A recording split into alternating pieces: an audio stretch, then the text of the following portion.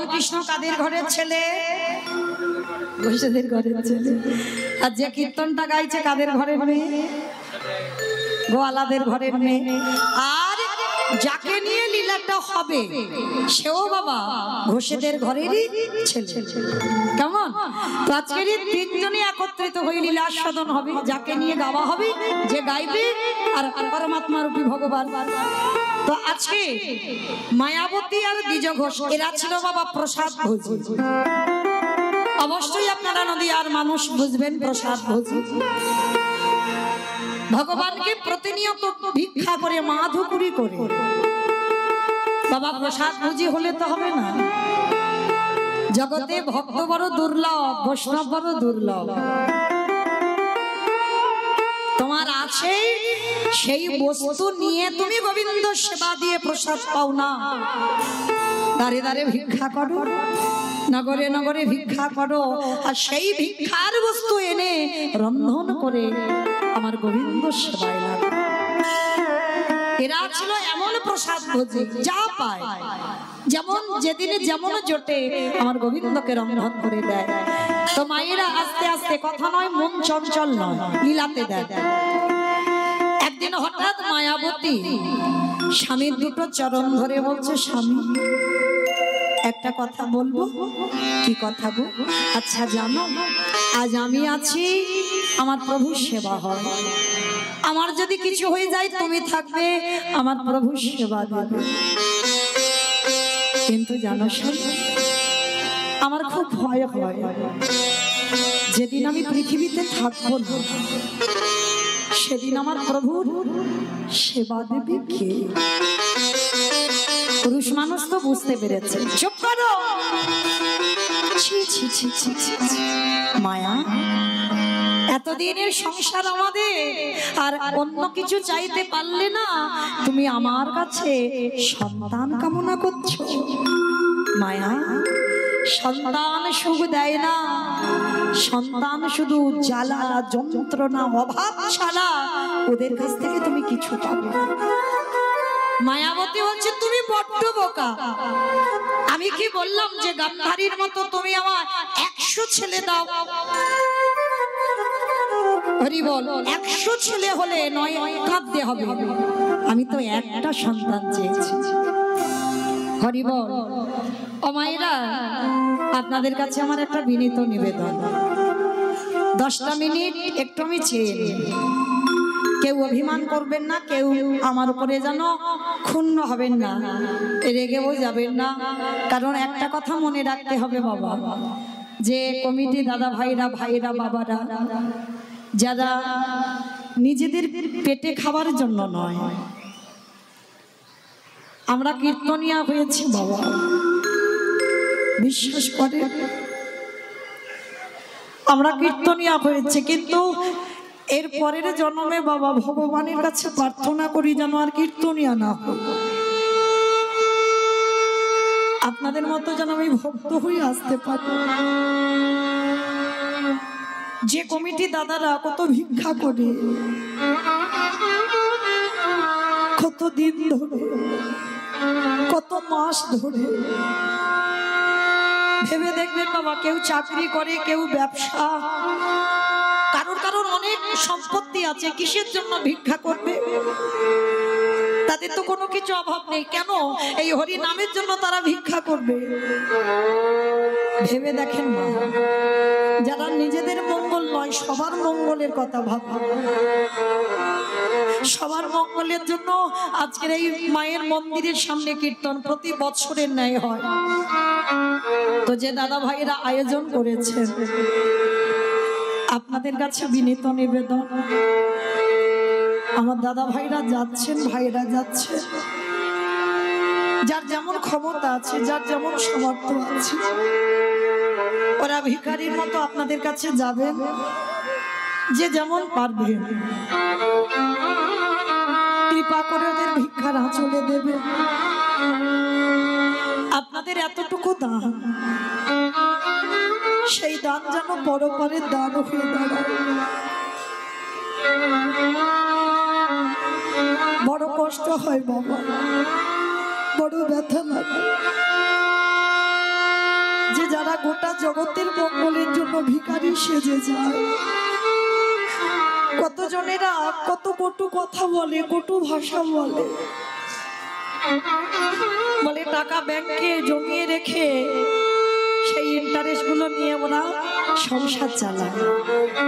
আদৌ নয়। এত বড় অনুষ্ঠান চালাতে গিয়ে বাবা কিছু তো অর্থের দরকার হয়।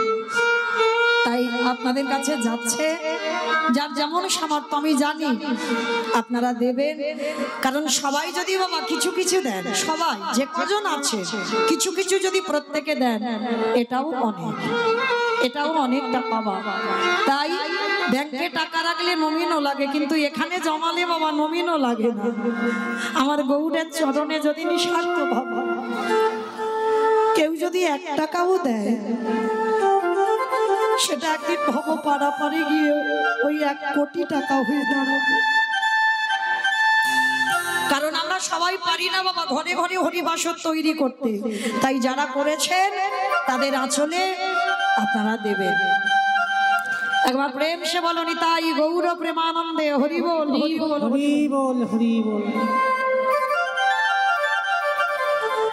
রাধে। তবে দেন মা একটু শান্ত হয়ে, গন্ডগোল করে নয়, গন্ডগোল করে না, একটু শান্তভাবে বসবেন, শান্তভাবে দেন। আর লীলা থেকে সরে যাবেন না, তাহলে কিছু বুঝতে পারবেন না। তার দ্বিজ ঘোষ মায়াবতীকে বলছে, মায়াবতী 100 ছেলের মার যেমন সুখ নেই, 5টা ছেলের মার যেমন সুখ নেই, একটা ছেলের মারও সুখ নেই। ঠিক আছে, তুমি যখন বলছো আমি আর ভগবানের কাছে কিছু চাইবো না। দ্বিজ ঘোষ বলছে, মায়া তুমি কেন ভুলে যাচ্ছ? তুমি তো আমার বউ নও, তুমি তো আমার স্ত্রী নও, তুমি আমার সহধর্মিণী। অমাইরা, এখানে আমরা যারা নারী জাতি আছি, আমি একটা নারী জাতি, যত যত নারী আছে এখানে আমরা বউ হতে পেরেছি, স্ত্রী হতে পেরেছি, কিন্তু সহধর্মিণী এখানে সবাই না। সহধর্মিণী তাকে বলে স্বামীর পাশে বসে যে জন কৃষ্ণ সেবায় আগিয়ে দেয়। স্বামী যদি পূজায় বসবে তো তুমি চন্দন ঘষে দাও, তুলসী পত্র চয়ন করো, পুষ্প এনে দাও। স্বামী স্ত্রী বসে কৃষ্ণ ভজন করো। কারণ একটা কথা মনে রাখতে হবে, কৃষ্ণ ভজিবার তরে সংসারী আয়ুন মিছে মায়ায় বদ্ধ হয়ে বৃক্ষ সম হইল।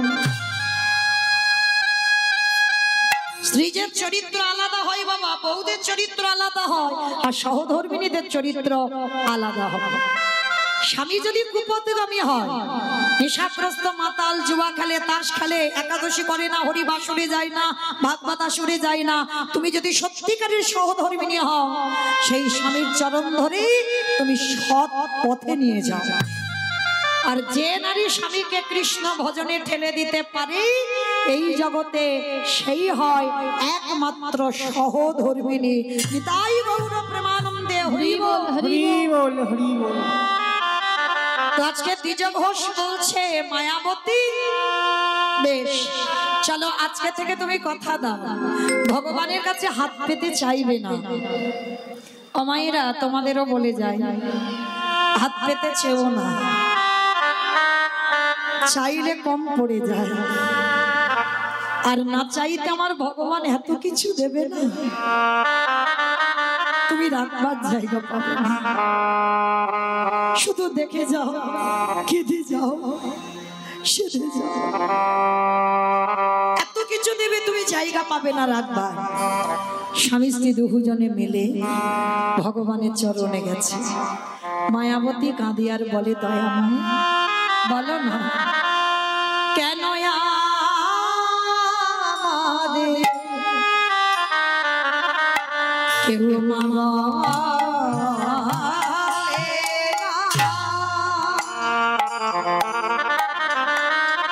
আমি কেঁদে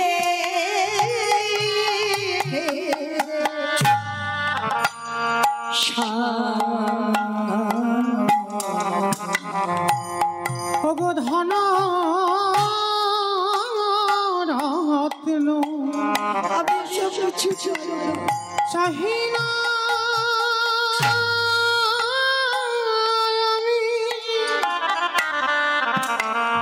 তুমি কৃপা করো।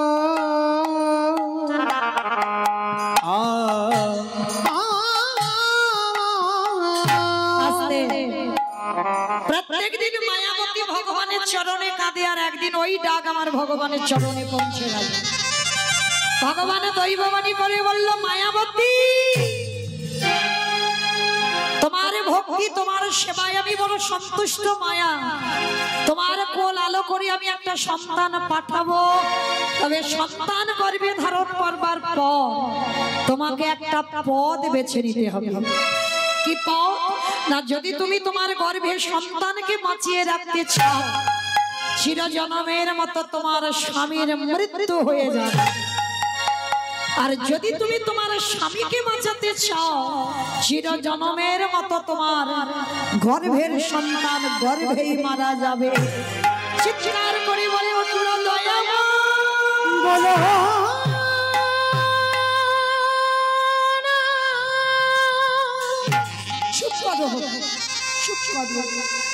তুমি অমন করে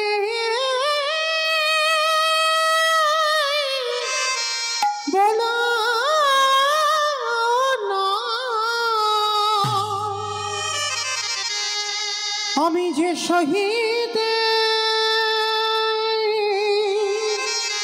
পারিব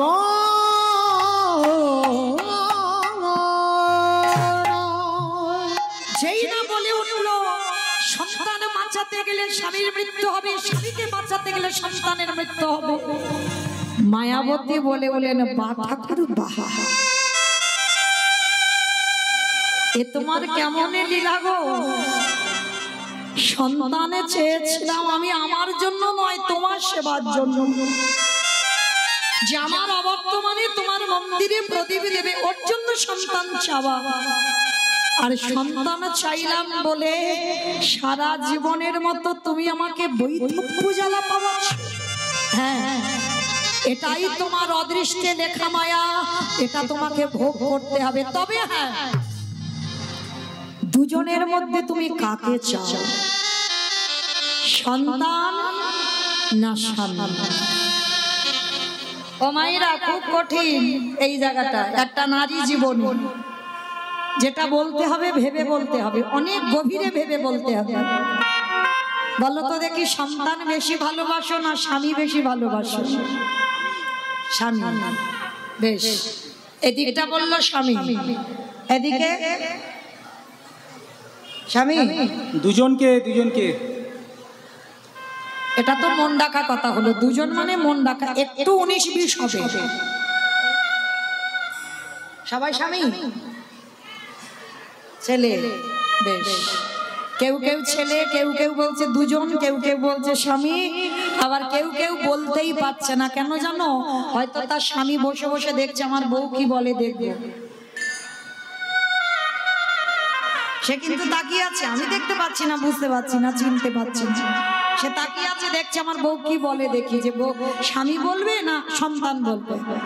কিন্তু বাবা, বাস্তবিক কথা বলছি, আমি একজন মা, এখানে যদি ভোট করা যায়, স্বামী ভালোবাসি না আমি একবারও বলছি না হরিবাসরে, কিন্তু যে মা 10 মাস 10 দিন গর্ভের যাতনাটা পেয়েছে, কুসন্তান হয়, কুমাতা কদাপি নয়। এইটা মনে রাখতে হবে। জগৎ সংসারে অনেক অশান্তি, ঝগড়াঝাটি, ঝামেলা হয়, কিন্তু কুসন্তান হয়, কুমাতা কদাপি নয়। তাহলে মনে রেখো, এই জগৎ সংসারে বেশিরভাগ মা যদি ভোট করা যায়, অনেকে বলতে পারছো না, কিন্তু ভোটে বাবা সন্তানই উঠবে, সন্তানই বলবে। কেন? স্বামী ভালোবাসি, স্বামী যদি 19 হয়, সন্তান 20 হবে, একটু বেশি হবে। আর সন্তান প্রার্থনা করা কেন? মায়াবতী এক বাক্যে বলেছিল, গর্ভে এখন সন্তান পাইনি, আমরা তো বাবা আমার সন্তান অনেক বড়, তার প্রতি স্নেহ মায়া মমতা আছে, কিন্তু মায়াবতী এখনো পাইনি, পাবে। তার আগে বলে দিল আমার স্বামী চাই না, আমার সন্তান চাই। কেন? কারণ মায়াবতী সন্তান চেয়েছে একটা কারণে, নিজের জন্য নয়, আমার গোবিন্দ সেবার জন্য। তাহলে হিসেব করে বেশিরভাগ মা বলবে আমার বর্তমানে এমন একটা পুত্র দাও যে যেন তোমার সেবার কাজে লাগতে পারে।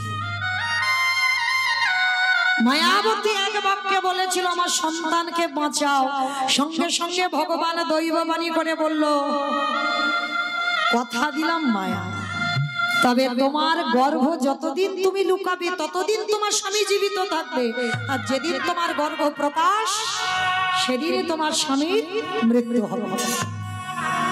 বলো মা, এত বড় একদিকে সুখ একদিকে দুঃখ, কারণ যতদিন গর্ভটা লুকানো থাকবে ততদিন স্বামী জীবিত, আর যেদিন প্রকাশ পাবে সেদিন স্বামীর মৃত্যু। স্বামী যদি জানতে পারে, কিন্তু গর্ভবতী মা কতদিন লুকাবে? ও তো লুকাবার জিনিস নয়। 1 মাস 2 মাস 3 মাস 4 মাস জোর 5 মাস। হঠাৎ একদিন দুপুর বেলা দ্বিজভোজ শেষে বলল মায়াবতী, ও মায়াবতী, আজ তো আমাদের আনন্দের কথা গো। হ্যাঁ গো, একবারও আমার বলার প্রয়োজন মনে করলে না? তুমি নারী জাতি, তুমি বলতে পারো, কিন্তু আমি যে পুরুষ, আমি কোনোদিন কারোর কাছে কিছু বলতে পারি না। তুমি যেমন মানা শুনতে চেয়েছো, কেউ তোমায় বাবা বলে ডাকুক আমি চাই, কিন্তু বলতে পারি না কোনোদিন। হ্যাঁ গো, আর আমাদের দুঃখ নয়, আর আমাদের কষ্ট নয়, এবার শুধু আমাদের আনন্দ। হরি বল। দ্বিজা ঘোষ বলছে মায়াবতী ডুগরে ডুগরে কাঁদছে। হ্যাঁ গো মায়া, কাঁদছো কেন তুমি?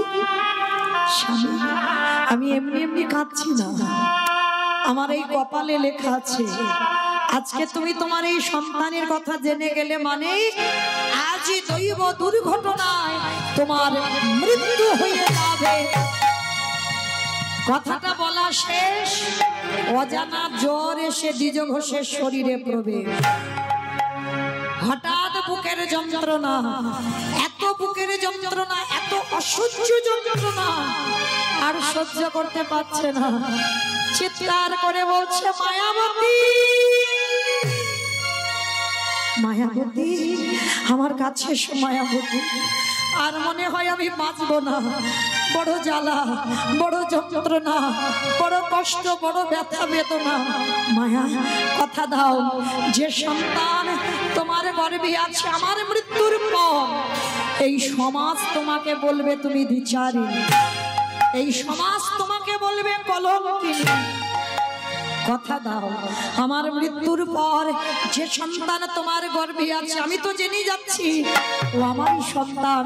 কথা দাও, আমার মৃত্যুর পর ও ভূমিষ্ঠ হবার পর ওকে করবে তুমি কৃষ্ণ ভক্ত। কথাটা বলে দ্বিজ ঘোষের মৃত্যু হয়ে গেল। ও মায়েরা, ওই যে বললাম সন্তান ভালোবাসি বলে এই নয় যে স্বামী ভালোবাসে। যতদিন মাথাতে ছাতা থাকে ততদিন বাবা কোনো চিন্তা থাকে না, কোনো ভাবনাও থাকে না। আর যেদিন তোমার মাথা থেকে ছাতাটা সরে যাবে, ভালোবাসবে কিন্তু তোমার চারপাশটা অন্ধকার নেমে আসবে।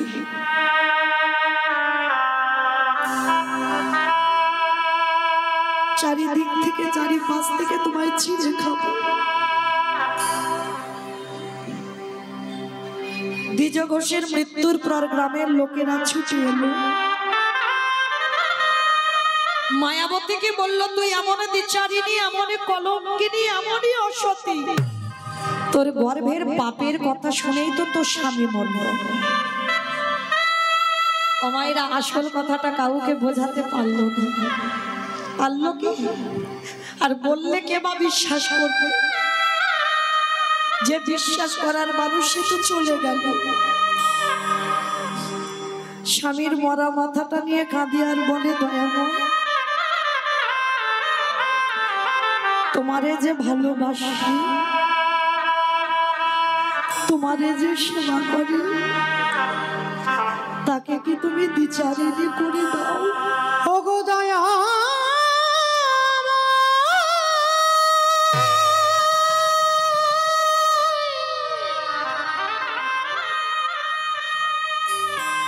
প্রভু যে তোমায় ভালো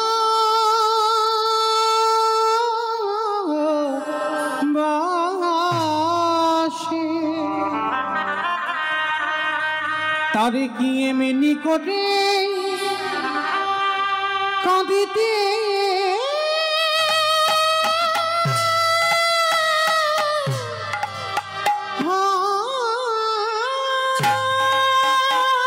চাইনি তোমার কাছে আমি এমন সুখ, আমি কেন কেড়ে নিলে তুমি আমার কাছ থেকে সুখের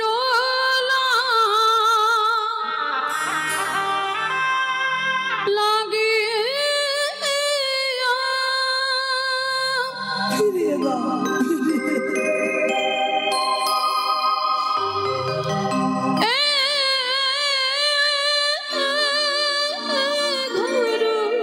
আমি চাইনি তোমার কাছে আমার সুখ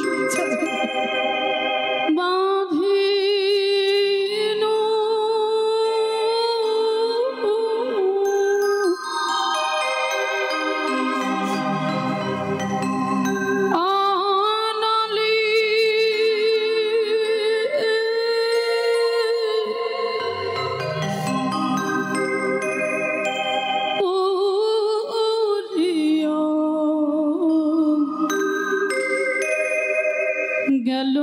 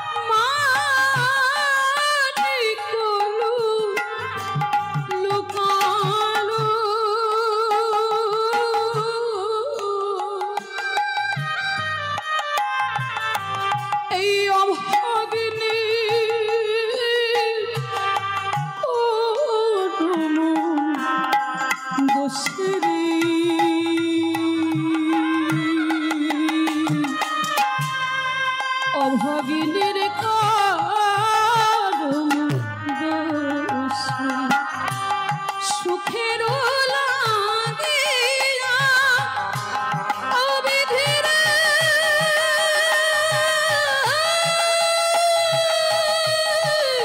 নিতাই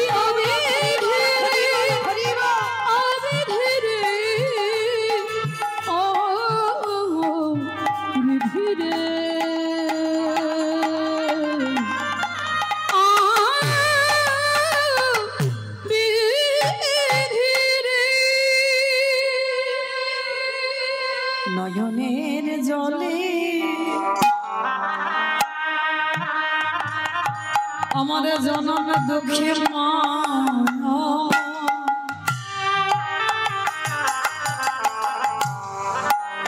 ওই স্বামীর মরা দেহ কোলে করে বসে রইল আর গ্রামের লোকজন এসে সবাই বলল দ্বিচারিণী কলঙ্কিনী অসতী মায়াবতী কাঁদিয়ানে বলে হে দয়াময়